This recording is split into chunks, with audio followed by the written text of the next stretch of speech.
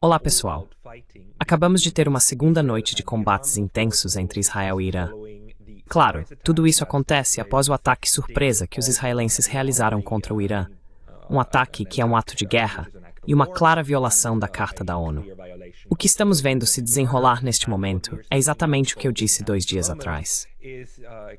Os europeus estão basicamente repetindo o mantra de que Israel tem o direito de se defender, o que agora significa que Israel pode basicamente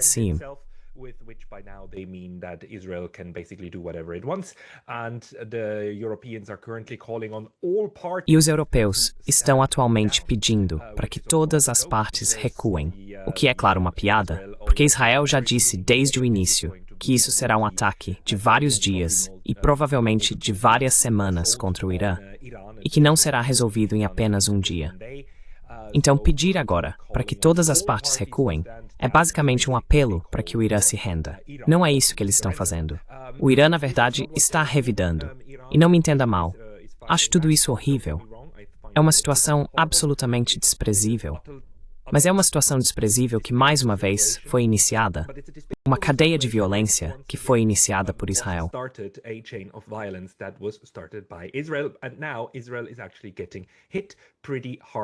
E agora Israel também está sendo bastante atingido.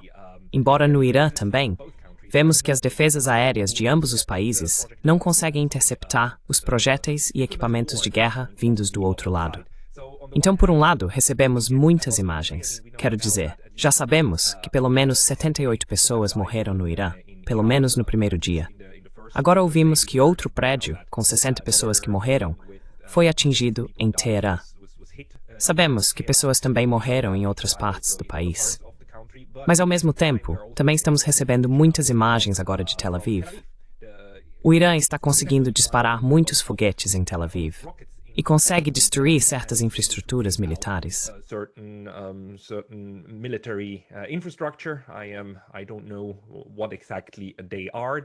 Eu não sei exatamente o que eles são.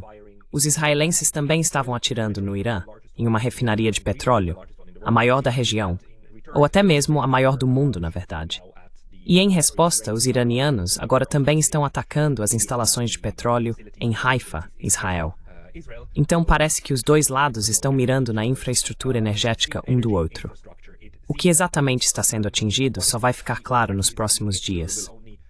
Mas você sabe, algumas das imagens de vídeo que estão surgindo, inclusive no Twitter e agora verificadas deste conflito e de Tel Aviv, realmente falam por si só. Quero dizer, os impactos aqui são enormes.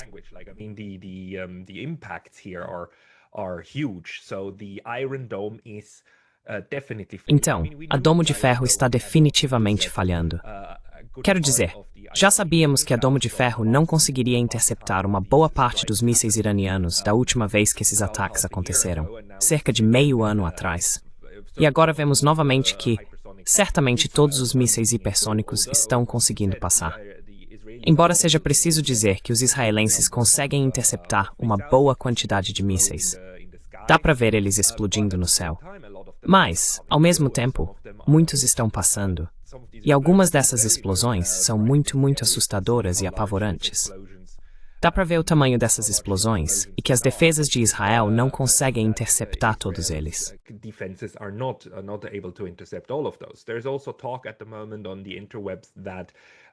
Também há conversas no momento na internet de que boa parte dos mísseis que o Irã está disparando atualmente são, na verdade, versões mais antigas, ou o que ainda resta em seu estoque, com o objetivo de forçar os israelenses a esgotar seu sistema de defesa antimísseis e então atacar com armamentos mais modernos.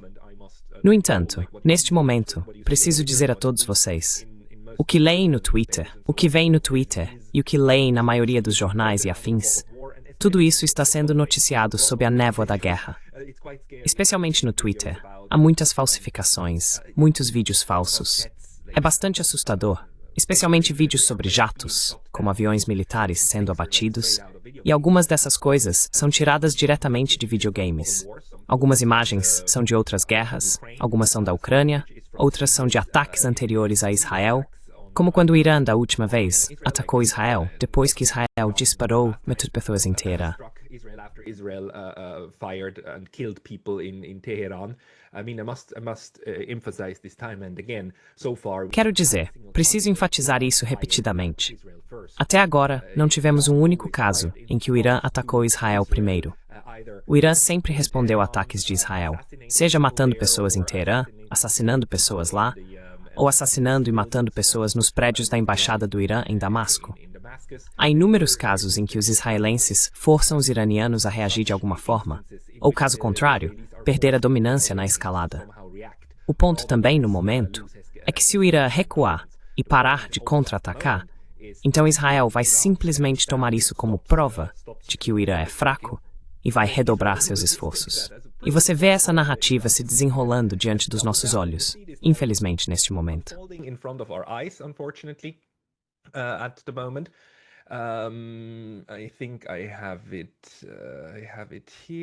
Acho que tenho aqui. Deixe-me ver.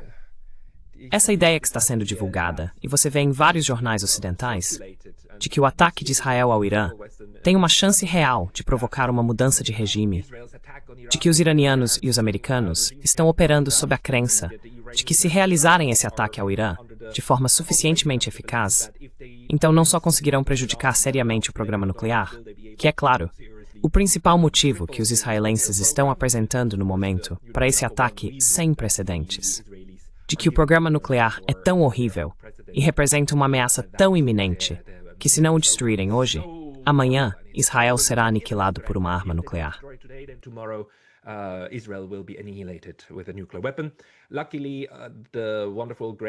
Felizmente, o excelente Glenn Greenwald, no System Update, já desmontou esse argumento e mostrou que essa ideia de que o Irã está a apenas 1 ou 2 anos de conseguir uma bomba nuclear, na verdade remonta a 1984.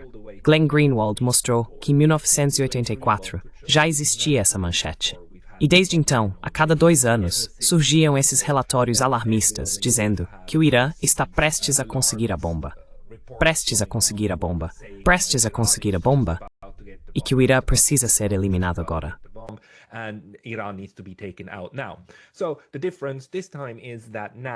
Então a diferença desta vez é que agora Israel recebeu o sinal verde. E claro, recebeu o sinal verde dos Estados Unidos. O que não estava claro até muito recentemente, até cerca de um dia atrás, é que os Estados Unidos, Donald Trump, esteve intimamente envolvido nisso. Isso é algo que está sendo reportado atualmente em vários sites de notícias com muita satisfação. Você percebe a satisfação com que vários veículos noticiam que os israelenses e os americanos superaram os iranianos, porque os iranianos acreditavam que nenhum ataque era iminente até que as negociações nucleares com os Estados Unidos fossem concluídas.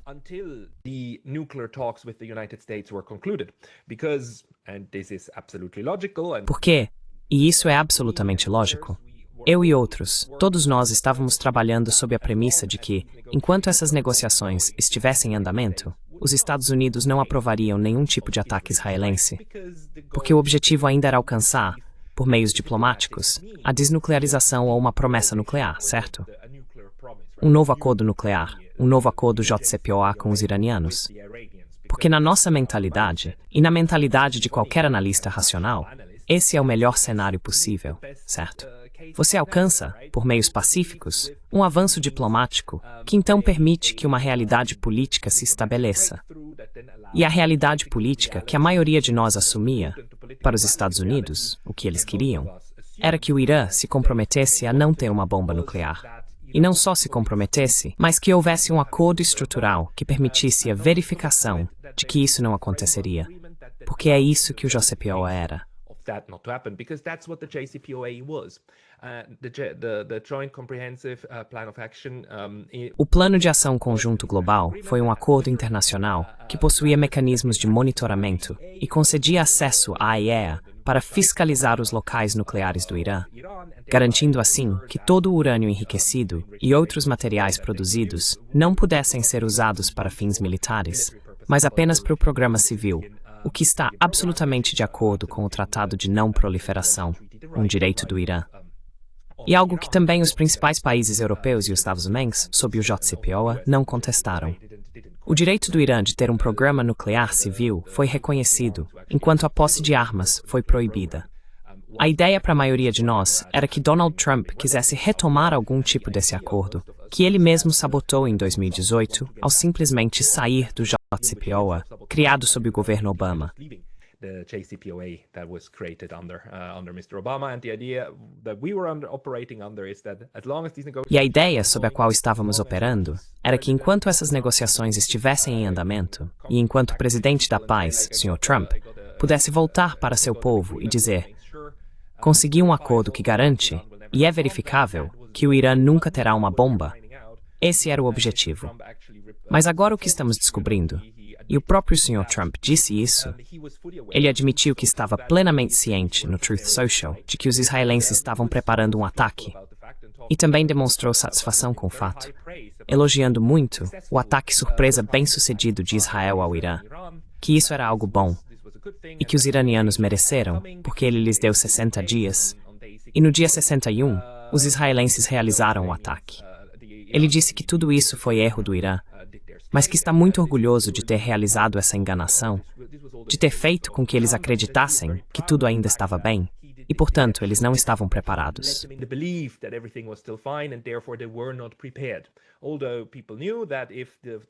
Embora as pessoas soubessem que, se as negociações fracassassem, um ataque poderia acontecer, o fato de o ataque ter ocorrido antes mesmo do término das negociações foi uma surpresa. E isso é realmente surpreendente. E veja, a sexta rodada de negociações deveria acontecer hoje, no domingo. Isso é algo que também no Irã, compreensivelmente, levou as pessoas a acreditar que ainda estávamos nessa fase diplomática, em que um resultado positivo poderia ser alcançado. Agora, os israelenses claramente abusaram totalmente disso.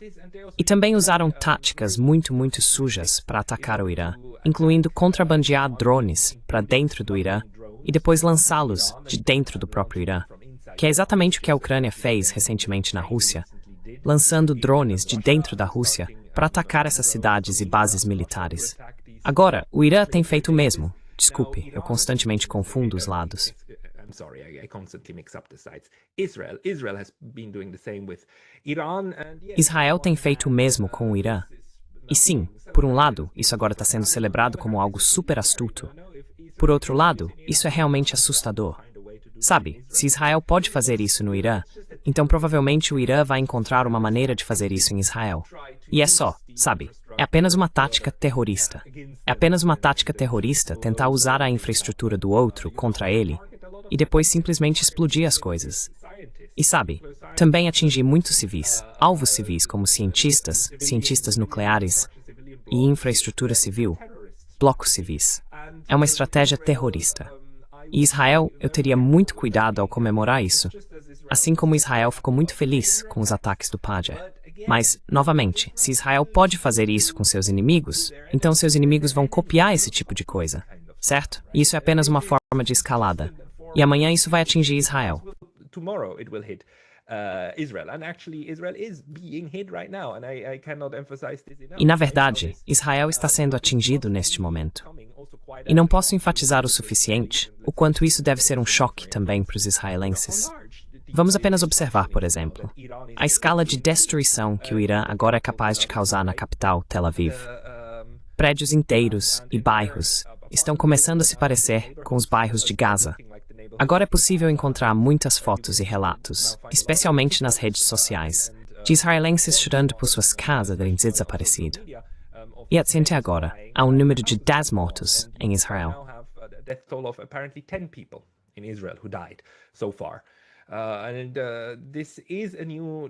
E esta é uma nova experiência.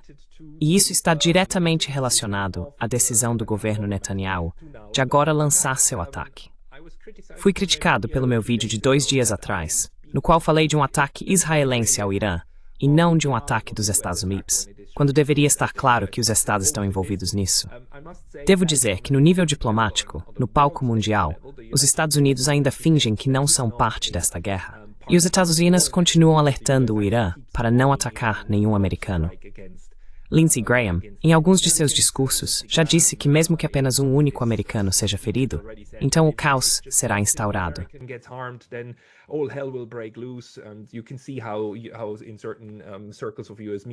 Você pode perceber que, em certos círculos da mídia dos Estados Unidos, especialmente na Fox News e afins, há uma forte pressão por um envolvimento direto dos Estados Unidos. Mas, pelo menos por enquanto, enquanto eu falo em 15 de junho, este domingo, a narrativa oficial ainda é de que os Estados Unidos não estão envolvidos e não querem ser parte direta do conflito. Embora Trump e companhia tenham dito, é claro, que apoiarão seu aliado Israel em sua luta. Mas me parece que eles estão esperando uma desculpa conveniente. Estão esperando poder se colocar como vítimas.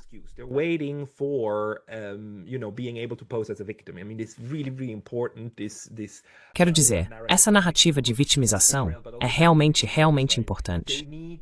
Não só para Israel, mas também para os Estados Unidos, certo? Eles precisam que alguns americanos em uma base dos Estados Unidos, ou em algum lugar em Tel Aviv, ou em outro lugar, morram para então gritar aos quatro ventos, assassinato brutal, e dizer agora vamos retaliar.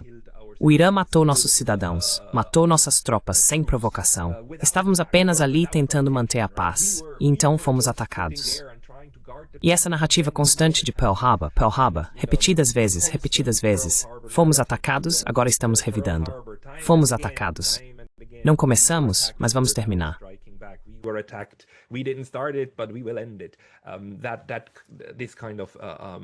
Esse tipo de narrativa é realmente importante. E me parece que eles estão apenas esperando que um desses gatilhos exploda, que alguns americanos morram na região para que tenham qualquer desculpa para ir à guerra. Talvez um navio, sabe? Pode ser um navio no Estreito de Hormuz que seja afundado, ou algo assim, para então dizerem que não queriam se envolver, mas que o Irã não deixou outra escolha aos Estados Unidos. Algo assim é o que estou esperando. Por enquanto, antes não fazer meta. For the time being, Iran seems not to do that. Iran is not attacking for 48 hours, O Irã não está atacando.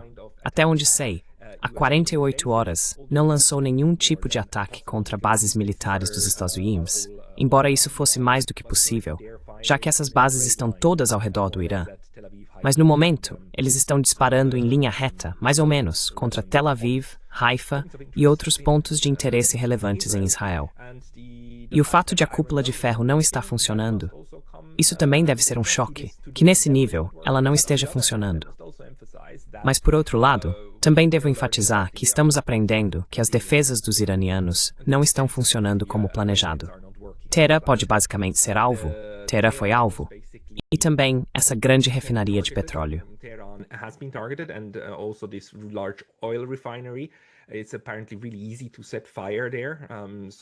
Aparentemente, é muito fácil provocar incêndios lá.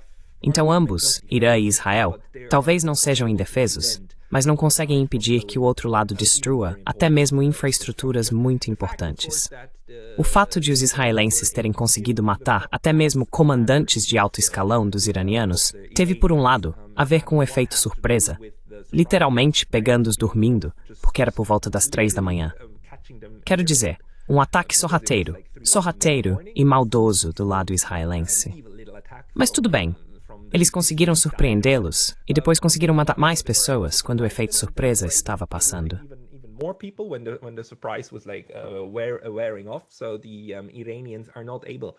Portanto, os iranianos não conseguem resistir aos ataques. E os iranianos, obviamente, também têm uma inteligência mais fraca. Ou, digamos, os israelenses têm uma inteligência muito melhor, porque eles sabem onde essas pessoas estão, sabem onde ficam os quartos desses cientistas que estão sendo mortos.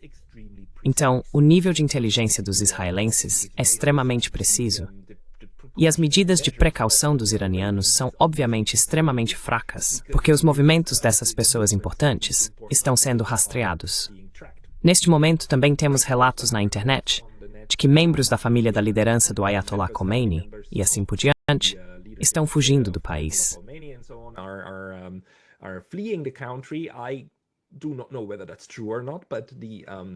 Eu não sei se isso é verdade ou não, mas o que circula na internet é, como eu disse, essa ideia de que uma mudança de regime pode acontecer, certo?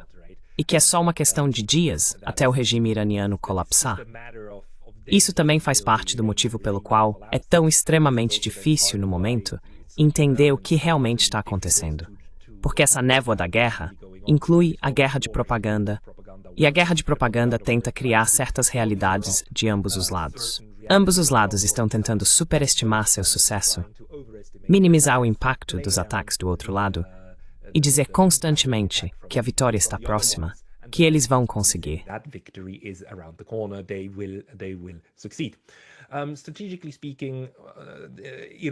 Estrategicamente falando, o Irã está em uma posição muito difícil, porque Israel, naturalmente, mesmo que os Estados Unidos não se envolvam diretamente, e por envolvimento direto, quero dizer aviões militares e pessoal militar dos Estados Unidos atacando diretamente o Irã, mesmo que isso não aconteça, Israel pode, é claro, contar com fornecimento incondicional de armamentos, tanto quanto os Estados Unidos provavelmente conseguirem produzir, quando se trata de reabastecer esses sistemas que estão sendo esgotados no momento.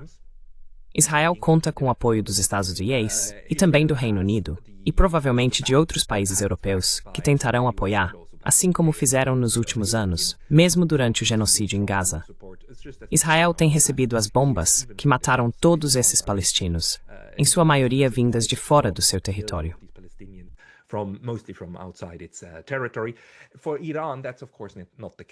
Para o Irã, isso obviamente não é o caso.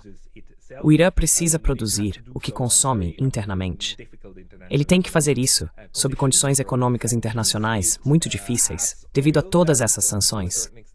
Possui petróleo que, até certo ponto, pode vender para países como a China. Mas agora os israelenses estão reprimindo essas instalações de petróleo e tentando paralisar a economia, além de tentar eliminar todos os estoques de mísseis. Você vê muitos vídeos no Twitter também de israelenses atacando esses lançadores de foguetes com drones, porque muitos deles, a maioria suponho, são móveis e podem ser transportados e lançados de diferentes lugares. Os israelenses estão mirando nesses alvos, é claro, para enfraquecer a capacidade do Irã de atacar Israel.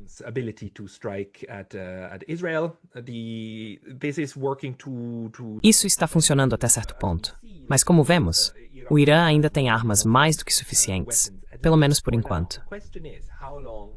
A questão é, por quanto tempo esse estoque vai durar e quantos desses mísseis já foram destruídos por Israel enquanto ainda estavam no solo? Não sabemos. Acho que não há ninguém que possa nos dizer isso. O cenário que os iranianos estão criando é que ainda possuem muitos deles, especialmente os hipersônicos, aqueles que não podem ser interceptados, e que tudo isso será usado se Israel não interromper seu ataque. Por enquanto, não parece que Israel esteja planejando fazer isso.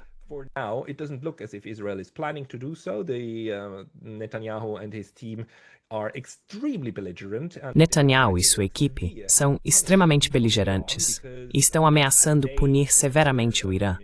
Porque, como disse o ministro da Defesa Katz, os iranianos cruzaram uma linha vermelha ao atacar áreas civis em Israel. Você sabe, a linha vermelha que Israel cruzou há cerca de 80 anos, quando se trata de massacrar árabes no Oriente Médio. Então agora eles estão alegando que essa linha vermelha do lado deles foi cruzada. Mas sabemos que ambos os lados ainda podem escalar esse conflito. Uma coisa que o Irã ainda não fez, por exemplo, é tentar atingir as instalações nucleares de Israel. Pelo que sei, existem, é claro, esses famosos reatores em Israel, onde também é produzido parte do seu urânio. E até onde sei, esses não foram alvo dos iranianos.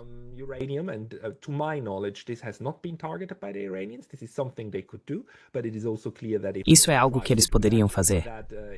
Mas também é claro que, se tentarem fazer isso, Israel pode interpretar como uma tentativa de criar contaminação nuclear em uma instalação nuclear, e pode usar isso como desculpa para usar uma de suas armas nucleares, das quais sabemos que Israel possui várias. E como também sabemos que o Irã é incapaz de interceptar uma boa quantidade dos projéteis vindos de Israel, agora sabemos que o Irã, Teherã, também está sendo ameaçado com um ataque nuclear. Se Israel decidir usar uma de suas ogivas nucleares e enviá-la para Teherã, eles poderiam bombardear Teherã com uma bomba nuclear. Acredito que isso está muito em jogo, e provavelmente é algo que certamente está passando pela cabeça dos israelenses, e certamente também está na mente dos iranianos.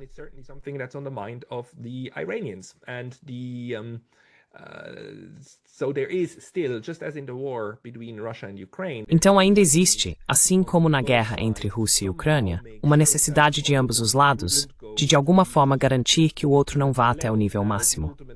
Agora, o nível máximo que Israel tem à sua disposição é, claro, muito mais alto do que o Irã possui. Mas o fato de o Irã ser capaz de atacar Israel e também poder atingi-los em lugares como essas instalações nucleares, ou talvez, se os israelenses realmente lançassem um ataque nuclear contra o Irã, se o Irã então dissesse, ok, para nós o jogo acabou, está perdido, mas antes de cairmos, vamos simplesmente lançar tudo o que temos sobre os centros populacionais em Tel Aviv e Haifa. Isso seria algo que eles poderiam fazer, certo? Tel Aviv and Haifa, that would be something that they could do, right? And this is something that Israel needs to prevent. E isso é algo que Israel precisa evitar ao máximo, porque enquanto os iranianos tiverem capacidades militares, eles continuarão representando uma ameaça. Também vemos que Israel, na verdade, não é muito transparente em relação ao que está acontecendo lá. Ontem vi reportagens de um jornalista da BBC mostrando danos em Tel Aviv e depois comentários israelenses muito irritados abaixo disso, dizendo que Epstein está ajudando os terroristas e divulgando uma narrativa terrorista e que ele deveria ser expulso do país disso. Terrorist narrative that he should be kicked out of the country for that. So it seems that the Israeli side is Parece que o lado israelense está muito ciente de que se muitas dessas imagens, de partes de Tel Aviv e outras áreas sendo destruídas, e da carnificina que o Irã também pode causar, se espalharem, isso pode realmente criar a imagem de que Israel não é o país todo-poderoso que tenta se apresentar, e que talvez também haja limites para o que pode fazer. E essa narrativa pró-guerra, no momento, de ambos os lados, afirma que a vitória será nossa e qualquer tipo de dano precisa ser minimizado. Então estamos no meio dessa tragédia absolutamente horrível. Horrível. Agora está claro que os iranianos não têm mais intenção de se encontrar com os americanos para essas negociações nucleares. Intention of meeting the Americans for these nuclear talks. I mean, Mr. Trump, despite the fact that he said that he... Quero dizer, o Sr. Trump, apesar de ter dito que se orgulha de ter levado adiante sua artimanha, de ter enganado os iranianos e que Israel está fazendo um ótimo trabalho, também afirmou que ainda exige que o Irã faça um acordo com os Estados Unidos sobre o programa nuclear e que ele lhes dá uma segunda chance de basicamente abrir mão de todo o seu programa nuclear e simplesmente ceder às exigências dos Estados Unidos. Os iranianos deixaram claro que não estão mais interessados em nenhum tipo de negociação. E realmente fica a dúvida de por que eles se interessariam por negociações. Agora que está claro que os Estados Unidos usam manobras diplomáticas para enganar o outro lado. Enganá-los para que concordem com algo ou para que acreditem que algo é verdade quando não é.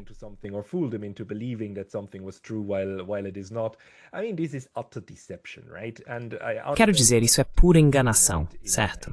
E Arnold Bessler está absolutamente certo em denunciar isso, assim como outros estiveram certos, Glenn Greenwald e por aí vai, ao apontarem que agora não há como os iranianos ainda acreditarem que os Estados Unidos são um mediador honesto, ou que os Estados Unidos têm a intenção genuína de realmente chegar a um acordo, ao qual irão cumprir, se mesmo antes de chegar a um acordo, sabotam as negociações diplomáticas.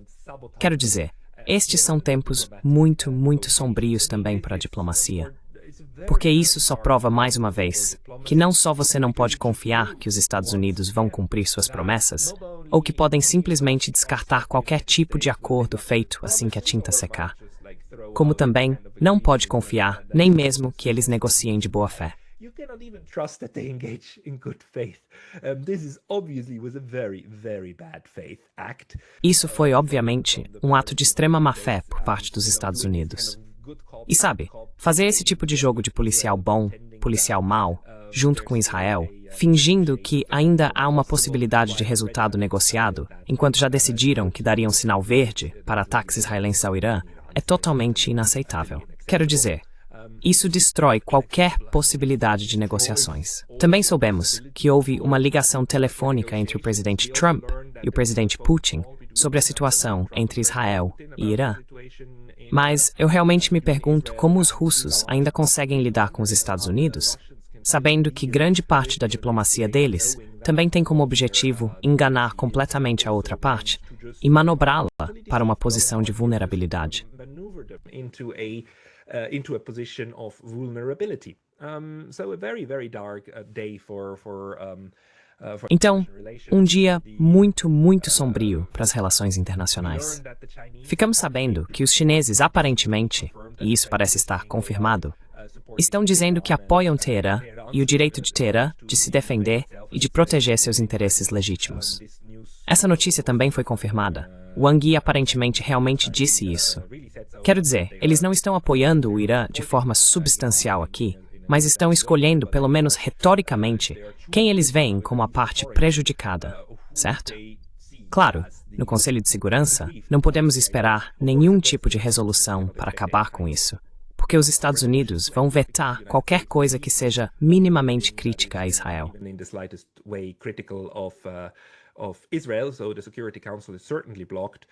Portanto, o Conselho de Segurança está certamente bloqueado. Vamos ver o que acontece no âmbito da Assembleia Geral da ONU. Esse é o órgão que, por funcionar por votação e maioria simples, sem direito a veto, pode realmente apresentar uma condenação relativamente forte a Israel. Mas isso ainda deve levar pelo menos alguns dias até que algo assim possa ser esperado, se é que vai acontecer. Embora eu ache que os iranianos, é claro, vão usar todas as vias diplomáticas que tiverem para pelo menos mostrar que a comunidade internacional não concorda com esse tipo de belicismo israelense. A questão neste momento, para fins práticos, porém, não está no cenário diplomático internacional.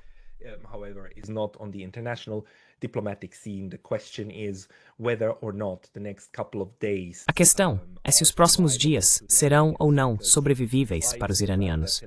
Porque apesar do fato de Tel Aviv ter sido atingida, apesar do fato de o Domo de Ferro estar falhando, a parte mais fraca nesse conflito é o Irã, pois tem menos apoio militar direto. E o perigo é que alguns desses ataques possam levar a cascatas políticas dentro do país, que realizariam os sonhos molhados dos neoconservadores por uma mudança de regime. Ou que sabe, até mesmo o Ayatollah Khamenei poderia ser morto, ou o gabinete poderia ser erradicado, e uma turbulência diplomática se seguiria. Essa é uma ameaça real. Eu realmente acredito que isso é uma possibilidade. E isso é claro, exatamente no que Israel e os Estados Unidos estão apostando, porque eles dizem isso, que esse é o verdadeiro objetivo.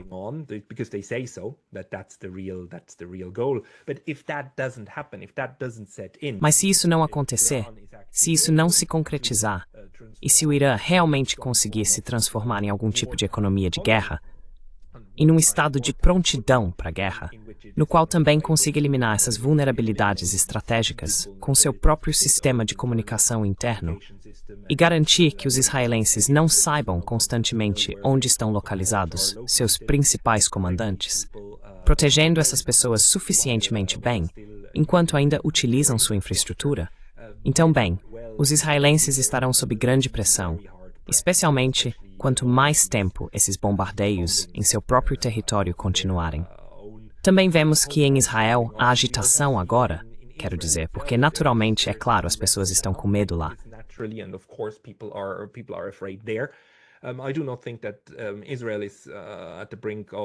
Eu não acho que Israel esteja à beira de qualquer tipo de colapso interno.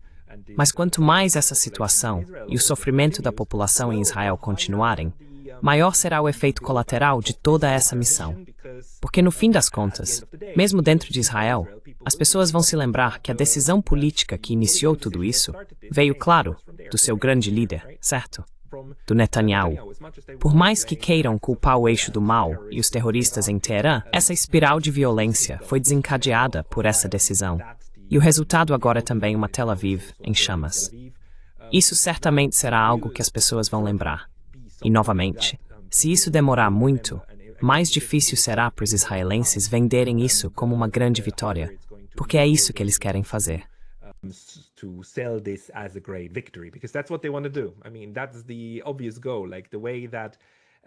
Quero dizer, esse é o objetivo óbvio.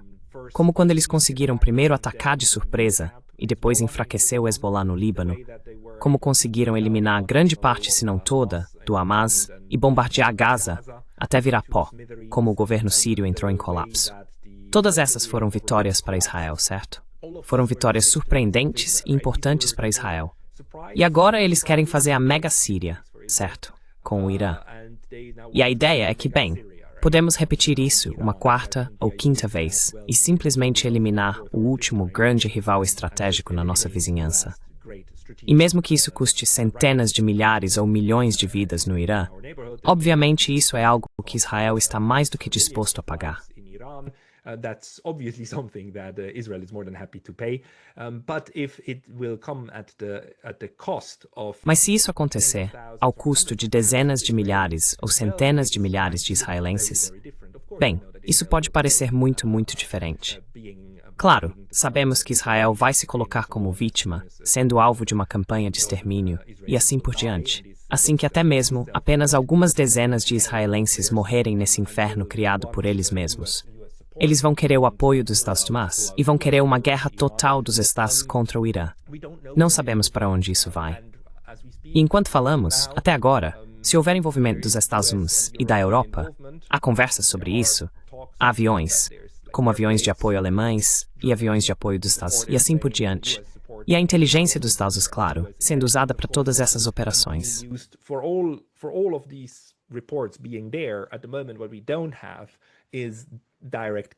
No momento, o que não temos é envolvimento cinético direto dos Estados Unidos ou dos europeus. Se chegar a esse ponto, seria um terrível próximo passo de escalada. E claro, a possibilidade de escalada nuclear também ainda está no horizonte. Há conversas de que os paquistaneses realmente querem apoiar os iranianos. Não posso confirmar isso, são apenas rumores.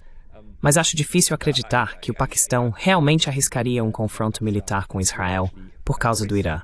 Mas não sabemos de onde virá o apoio ao Irã, seja direta ou indiretamente.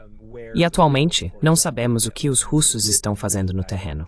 Sabemos que os russos estão lá. What the Russians are doing on the ground. We know the Russians are there. We know the Russians have a military base still in Syria. Sabemos que os russos ainda têm uma base militar na Síria. Sabemos que os russos têm um acordo de segurança com o Irã. E sabemos que para a Rússia, o Irã é um parceiro fundamental. O exército russo deve estar em alerta máximo neste momento, tentando descobrir como reagir a essa situação e como apoiar seu parceiro no Oriente Médio. Mas tudo isso ainda é incerto. O que precisamos observar é se esses ataques de ambos os lados vão diminuir, o que seria o ideal, e então voltaríamos a algum tipo de trégua muito instável. Ou se, pelo contrário, eles vão escalar. Só o tempo dirá. Situação triste, mas obrigado pela atenção. Only time will tell. Sad situation, but thank you for your attention.